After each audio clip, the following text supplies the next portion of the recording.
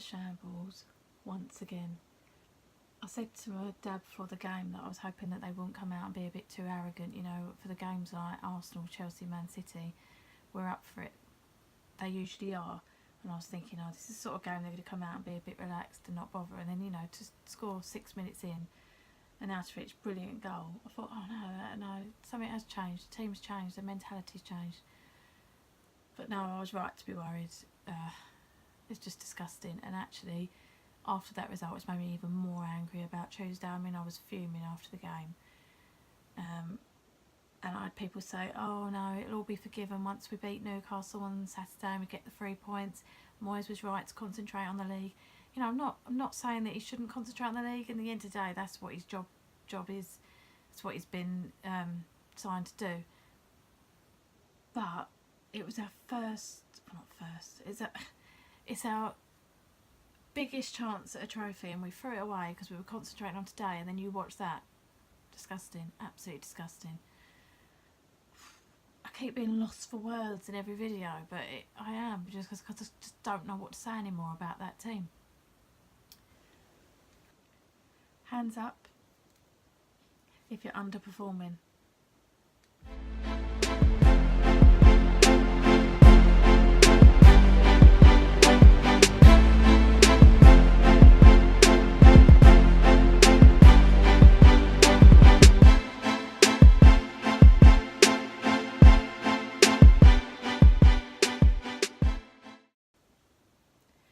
Yeah, for me, Kouyaté just been so poor. A few seasons ago, I genuinely thought he was one of our most valuable players, but he just hasn't progressed. He's not moved on. In fact, he's gone backwards, which is bizarre. Is he not? Does he not want to be there? Has he lost interest? Does he want to go to another club? Whatever. I don't know. Then go, because just stands there, lets players run past him. He just doesn't seem to care. So yeah, it's a real turnaround, and it's not like 1 or 2 bad games, because I can forgive that because everyone has off days, but it's just been consistently poor. The same for Obiang, really. I mean, he's had an odd few games that have been alright, but what is going on with his passing? He can't seem to pass to anyone. We just give the ball away all the time. I really don't know what's going on with him either. Okay, his first season he didn't really get a chance, and there was other players that were really good, so he didn't get a chance. And then second season, one of our best players for quite a long time was in a shot of winning Hammer of the Year. This season, totally different player. And Antonio, every video I'm bringing up Antonio, but he's not right. He really cannot be right. Okay, there was a chance that he wasn't fit, so why are we playing him then? It's a waste of time. He's just ineffective. If he's not fit, it's pointless in being on there. And I've talked to Forest fans, and they said actually he did a similar thing when he came to transfer window, and Sheffield Wednesday fans said the same. He starts to be switch off, doesn't look quite right, and he's completely ineffective on the pitch, and that is what's happening. But then we could say it's because he's playing out of position. He's not a striker. Bilic gave him a go at playing up front, and at the time I thought, oh yeah, why not? It's worth a shout. He was useless. His strongest position is out wide on the wings. His pace and his power is pointless being him in the middle, particularly if he's not fit. Seriously, Moyes, if this was Bilic, everyone would be going mental. Ayew, it's a funny one for me. I think I was listening to the fans around me, and he gets a hell of a lot of abuse. Perhaps a bit too much. I'm not saying he's brilliant or anything, but I think he does try. And Antonio seems to escape that criticism.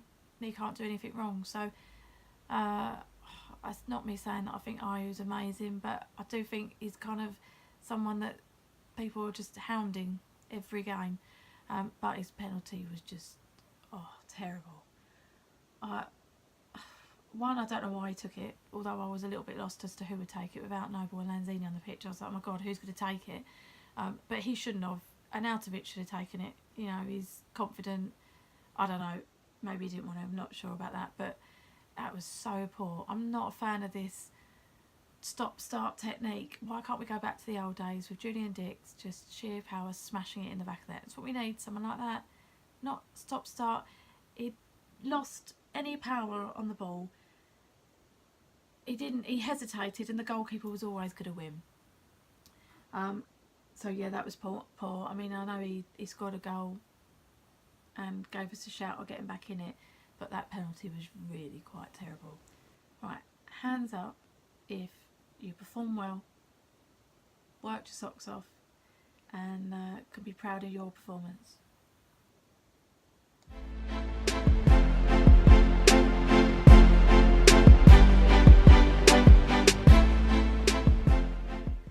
Yes, Arnie is the only one, in my opinion, that can be proud of anything today.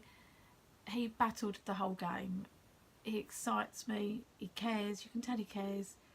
And he had a few chances. I mean, as I said before, he had scored a brilliant goal. And he had a chance later on in the second half that was, yeah, he did so well. A few things. He just keeps going. I genuinely think out of the players that are on the pitch today, he's the only one that can really, really say that he tried his best and didn't give up. I can't really say the same about any of the rest of them. Even the likes of Zavaleta, that, you know, he does work his socks off every game, but he made some mistakes that, well, we were just poor all over really. But the one person that I actually think was decent was an Arnautovic. But we desperately need to make changes in January and sign new players. I feel like we need a massive clear out because he can't do it all on his own. Having one decent player isn't good enough, and yeah, we need major investment in the squad, but I can't see it happening. I can't see the board. I can't see the board doing it. What do you think? Do you think they will? Let me know.